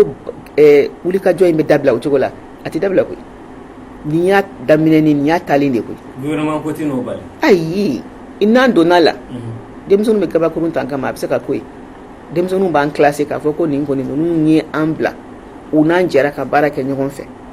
an ye ko caman kɛ mais sisan an tɛ se ka da u la tuguni denmisɛnninw b'an ta k'an bila kɛrɛfɛ komi anw b'a fɛ i bɛ ka bila kɛrɛfɛ cogo min na denmisɛnninw bɛ o de kɛ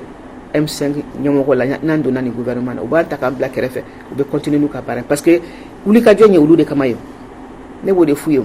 anw ye min kɛ ɲɛmɔgɔya la k'a fɔ ko an bɛ dɔ wɛrɛ ɲini na o tɛ bilen n'an tun bɛ fɛn ɲini na sisan b'a sɔrɔ an b'a gouvernement in na koyi a mɛnna an si bɛ yɔrɔ min na an bɛ retraite la an caman an tɛ kɛlɛkɛla k'a fɔ ko wulikajɔ in k'a fɔ ko an bɛ don gouvernement na an bɛ kun ka wulikajɔ in kɛ pour que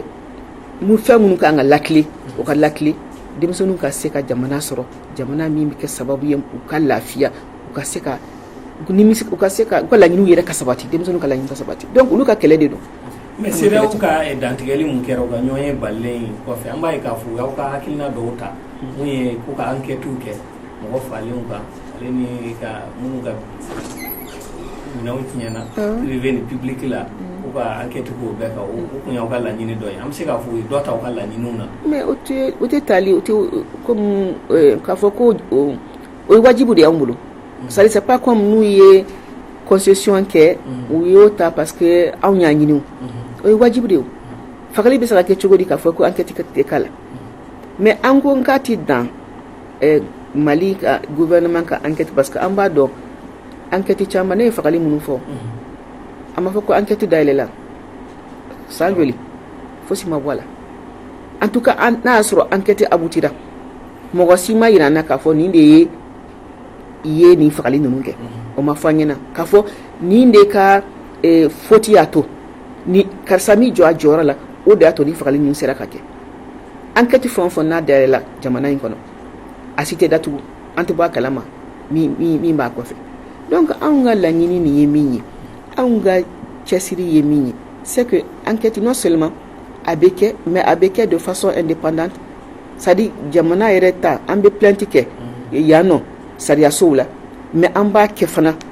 sariyasoba la diɲɛ sariyasoba bɛɛ CPI an ka plainte labɛnna an bɛna ladon yen nɔ parce que min kɛra an tɛ se ka jɛn n'a ye k'a fɔ ko ɲinan ka kɛ o kɔ. mais u ka fɛɛrɛ tigɛlenw na aw yɛrɛ fɛ u ye jumɛn ta tuguni aw ka laɲiniw na. tiɲɛ na ne ɲɛ t'a la. ma foyi t'a. ne ɲɛ t'a la parce que n'u tun ye hari fɛn ta n'u tun ye faamuyali kɛ k'a fɔ la crise est profonde c'est-à-dire ko min don ko dunnen de don c'est pas seulement k'a fɔ ko députéw dɔ ka hakɛ minɛ olu k'a di dɔ wɛrɛ ma ko o dɔrɔn tɛ n'u tun y'a faamuya u tun bɛ se ka hari segin ka na memorandum na an ka memorandum k'a fɔ an ka sigi an ka kuma aw tun ye laɲini min kɛ aw ka memorandum kɔnɔ an ka sigi an ka kuma an ka lajɛ a bɛ se ka lawaleya cogo min mais hari u da ma maga o la donc u da ma maga o la yɔrɔ min na kuma t'a tɔ ma donc an y'a faamuya k'a fɔ an n'u tɛ se ka ɲɔgɔn ta an tɛ se ka ɲɔgɔn sɔrɔ u ka hakilina n'an ta tɛ kelen ye hari dɔɔni. an y'a ye k'a fɔ aw ka bɔli laban aw y'a jira k'a fɔ aw segira ka na aw ka laɲini fɔlɔ la n'o ye président ka walan sɛmɛ n'a ka régime bi ni président nana kɛ démissionné baga ye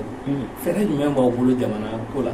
a canba a fɛɛrɛ k'i latigɛ a fɛnnen don an y'o commencer k'a fɔ an ka sɛbɛn kɔnɔ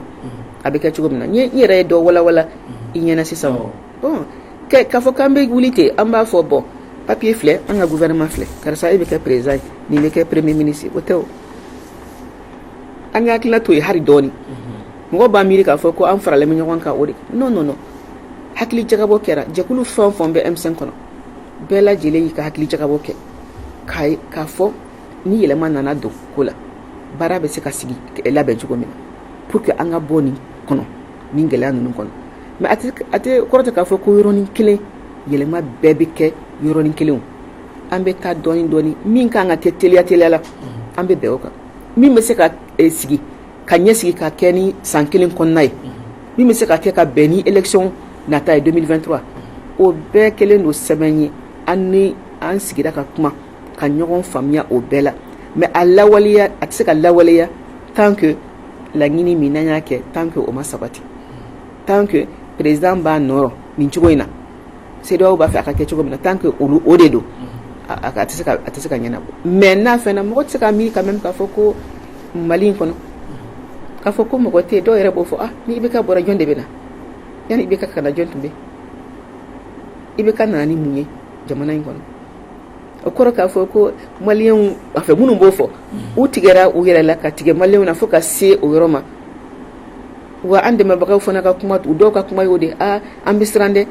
ni a taara a bɛ na kɛ tan a bɛ na kɛ tan 2012 o ni sisan ye kelen ye wa contexte tɛ kelen ye o 2012 min kɛra 2012 o kɛra solasi fɛn de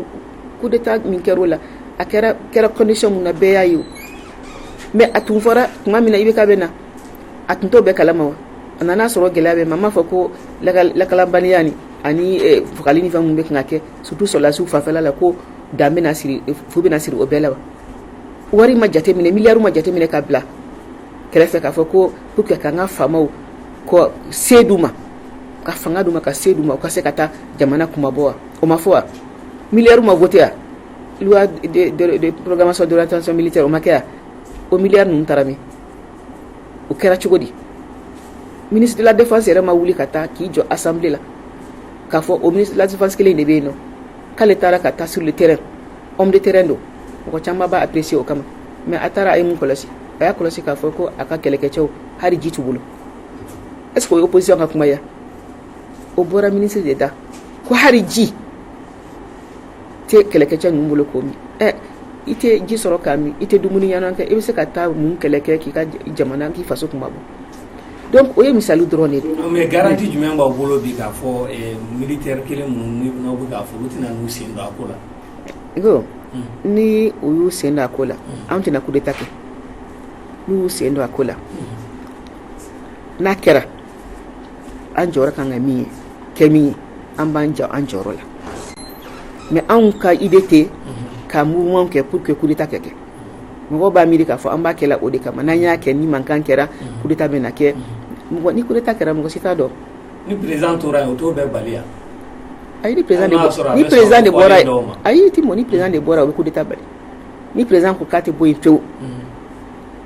crise ka continuer o tuma de la militaire bɛ sɔn k'a fɔ ni situation tɛ se ka continuer ten a bɛ bloquer ka se yɔrɔ dɔ la olu de bɛ se ka tenter o la k'a fɔ k'u bɛ coup d'état kɛ n'u y'a kɛ yɔrɔ dɔw la u y'a kɛ mais u laban u ni civil ma sigi ka kuma a ma kɛ an kɛrɛfɛ jamana ninnu dɔ la mais o tɛ segin kɔ ye an b'a ye a bɛ na ni gɛlɛya ye kosɛbɛ chaîne de commandement bɛ tigɛ ayi o bɛɛ bɛ kɛ a ka sɔrɔ mais o chaîne de commandement an t'a fɛ o ka tigɛ koyi o de y'a to an ko a ka kɛ nɔgɔya la yɛlɛma in ka kɛ nɔgɔya la o de ka d'an ye mais mɔgɔ si t'a dɔn ala bɛna min kɛ koyi n'a tora yen ka sɔn aw ka fɔlen ma i b'a fɔ a ye mun fɔ ka premier ministre sugandili to aw bolo ale ni a tɔw assemblée ka ci est-ce que o wagati aw bɛna segin aw ka mémorandum est-ce que o wagati n'o tuma sera an tɛna ye wa mais est-ce que o wagati ma tɛmɛ parce que bi bi in na u ye décision minnu ta recommandation minnu ta CEDEAO la k'a fɔ k'u bɛna sanction yɛrɛ ta a kama bon est-ce que an ma tɛmɛ o étape kan an tɛmɛna mémorandum étape kan an fana y'o de fɔ n ko n'a ma ɲɛ an tun y'o kɛ mais a y'o ta k'o bila kɛrɛfɛ k'o ta k'a fɛɛrɛ k'a ma sɔn o ma donc an bɛ segin ka na an ka laɲini fɔlɔ la an b'a lajɛ o fana bɛna sira sɔrɔ cogo min na sisan an bɛ fɛ k'a dɔn i yɛrɛ Adema tɔndenba ye a sigibaga dɔ ye an ka jamana ɲɛma kɔrɔmuso ale kumana kɔsani na lettre dɔ kɛ ka ɲɛsin Adama yɛrɛ ma e hakilina ye mun ye ne hakili la a kumana a ye Adama militant caman de hakilina a y'o de fɔ parti Adama ka déclaration kelen mɔgɔ dama min ye anw wele ne yɛrɛ kɔni k'u ka dusukasi fɔ u ka nisɔngoya k'a fɔ ko nin bɛ se ka kɛ cogo di nin parti ba in olu bɛ se ka nin déclaration sugu kɛ cogo di surtout que déclaration in na min ye mɔgɔ tɔɔrɔ kosɛbɛ a la c'est comme n'a y'a sɔrɔ fagali ninnu olu bolo fagali ninnu kun b'a la quoi n'i y'a ye a kɛra c'est parce que mɔgɔ ye yɔrɔ ci adamaden ni sɔngɔ t'a la mɔgɔw y'a faamuya k'a fɔ u jɔrɔlen bɛ n'u yɛrɛ jɔyɔrɔ ko de u bɛ assemblée la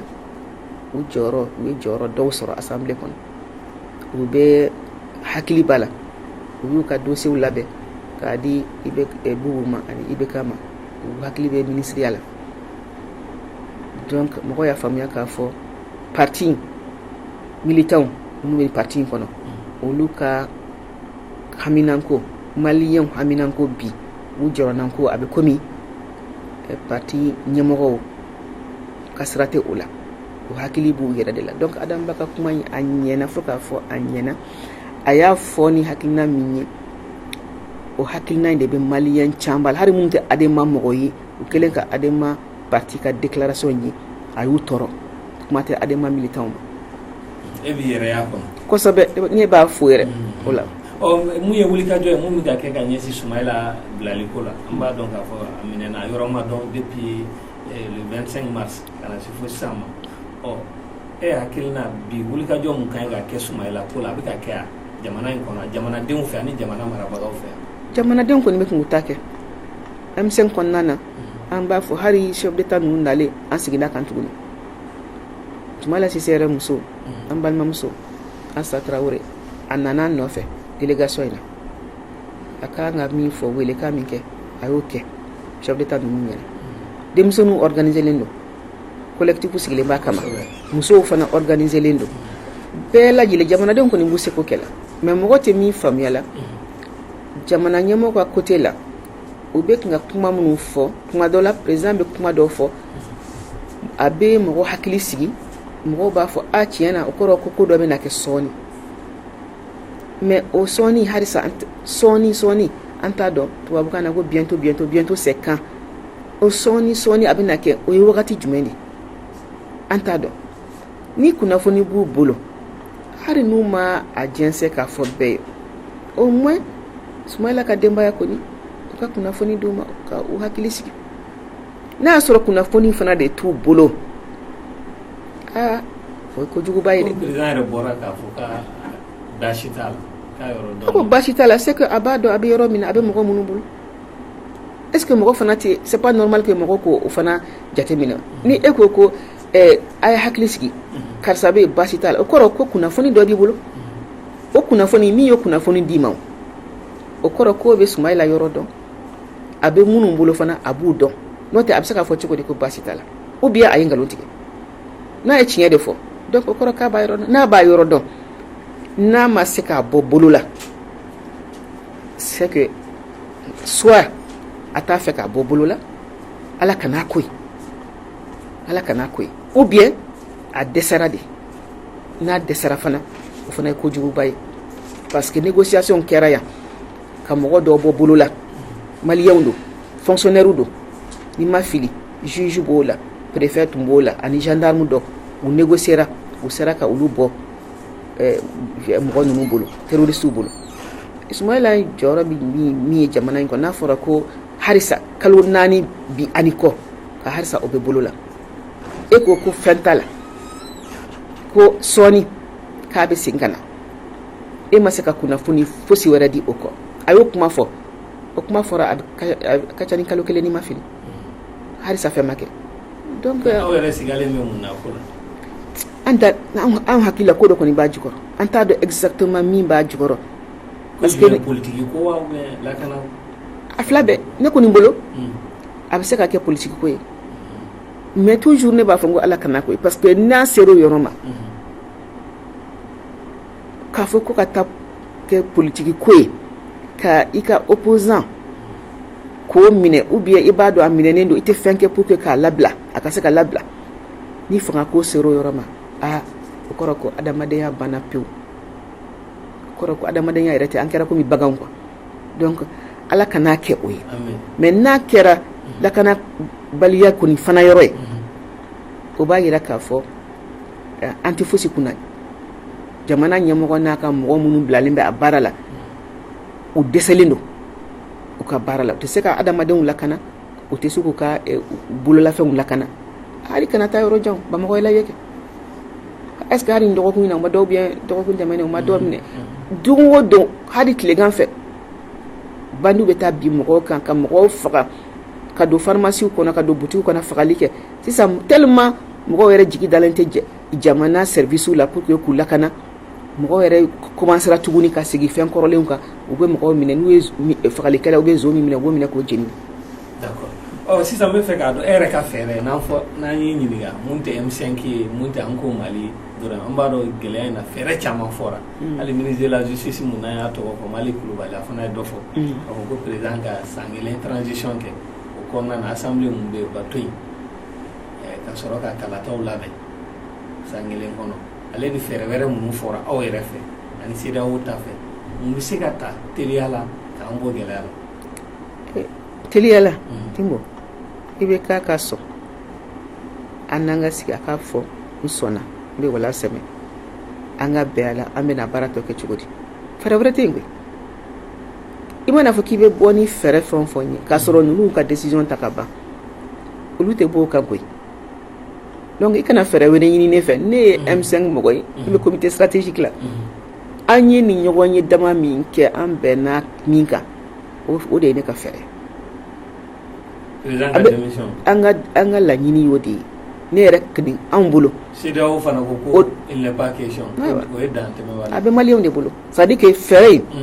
a kɛra fɛn fɛn ye a kɛra karisa ka proposition ye nin ka proposition ye a tɔ bɛ maliyɛnw de bolo ni maliyɛnw y'a décider ko i bɛ k'a bɛ to fanga na a b'a ka gouvernement sigi assemblée bɛ to a nɔrɔ ni o de maliyɛnw ka décision ye a bɛ taa o sira fɛ mais ni maliyɛnw ko M5 bɛ wulikajɔ min na M5 de jo b'a la fɛɛrɛ wɛrɛ t'a la i bɛ k'a ka maliyɛnw lamɛn a k'a to o la a ka sɔn dɔrɔn an ka kuma pour que a bɛ taa cogo min na a bolo bɛ bɔ baara la cogo min na an ka se k'o de négocier a kana na ni ko wɛrɛ ye jamana kɔnɔ fɛɛrɛ wɛrɛ t'a la Timbo o kɔ koyi. fɛɛrɛ tilima ye a k'aw wele tugun aw ka kuma. ayi a k'a fɔ n sɔnna n bɛ démissionner mais n tɛ se ka wala sɛmɛ ten fana donc ni n sɔnna démission ma mun bɛ na kɛ o kɔfɛ. o si tɛ kɛ sigikafɔ kɔ f'a k'aw wele. awɔ tɛ fɔ sigikafɔ kɔ mais wele fu tɛ dɛ. aw ka sigili nafa b'a la tugun. nafa min kana kɛ tɛmɛnen ta ɲɔgɔn ye. an tɛ wuli dɔrɔn ka taa k'a fɔ ko a ye télé wele k'a lasigi ka a yira k'a fɔ bon a n'an kumana k'a sɔrɔ kuma ɲɛnama t'a da dɛ. kuma ɲɛnama min n'an sigilen bɛ ne a k'o bɔ a da o ye de n sɔnna pour que jamana ka lafiya ne sɔnna mais ni n kan ka taa ayiwa n bɛ taa cogo di baara tɔ bɛ labɛn cogo di pour que i y'a fɔ cogo min na chaîne de commandement par exemple o kana tigɛ parce que an b'a dɔn gɛlɛya min bɛ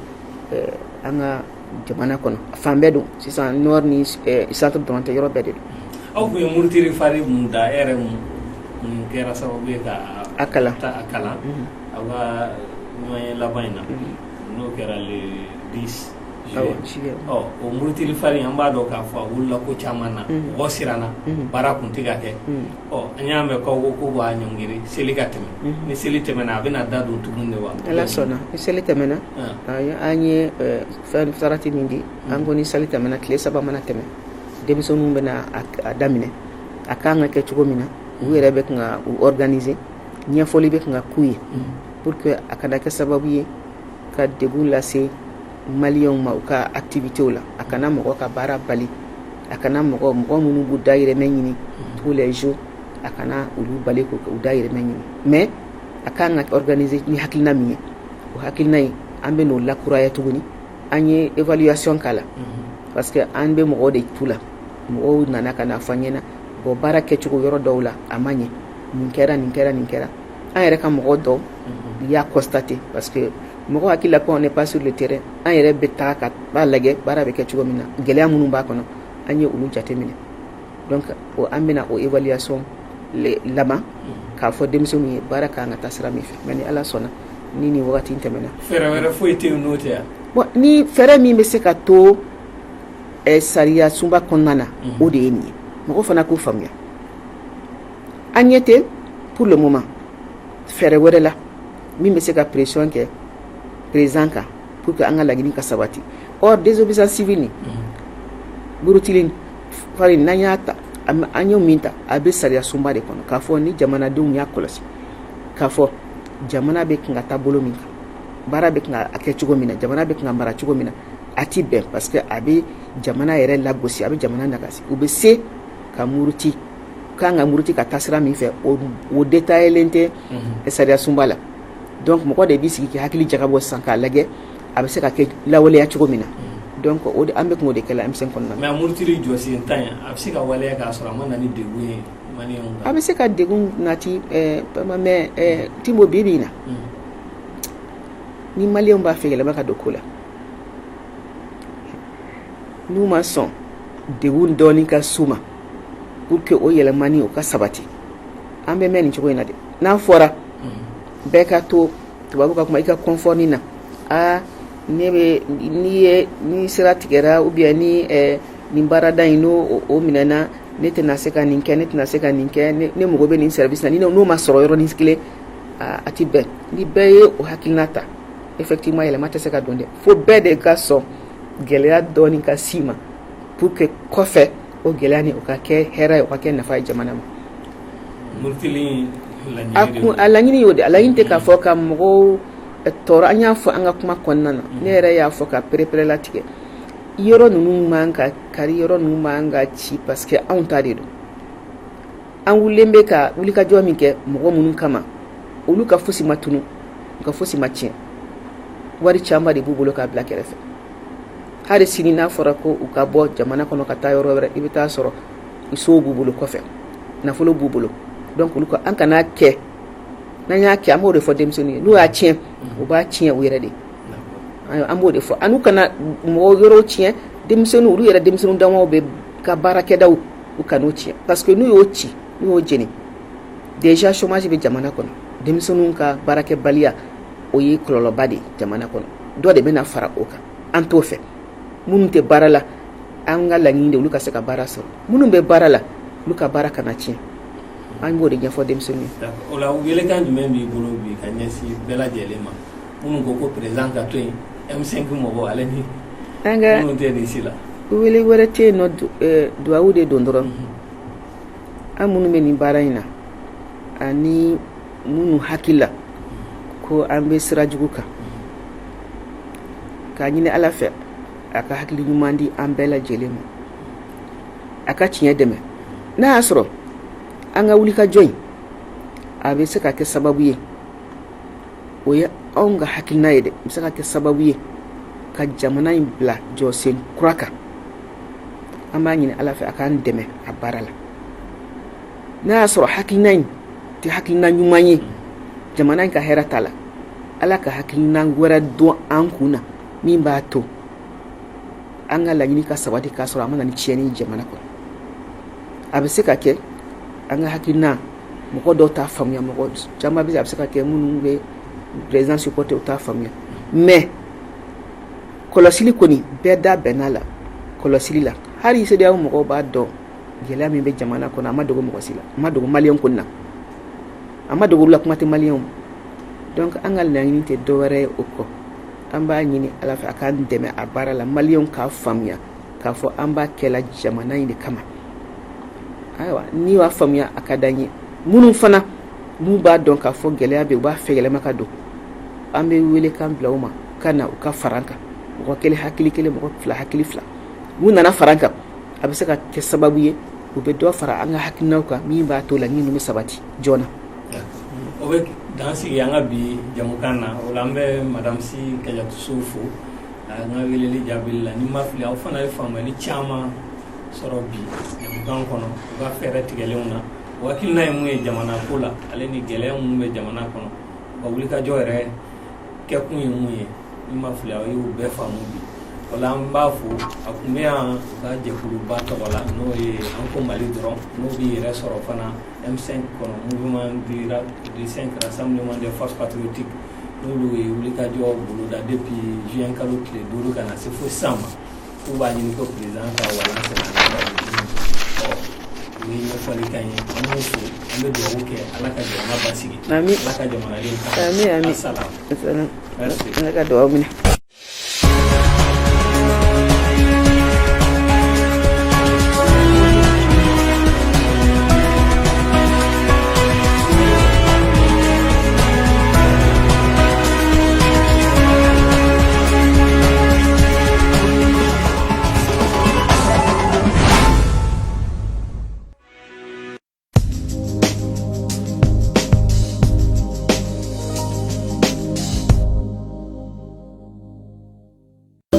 Où que vous soyez, nous savons que vous nous regardez.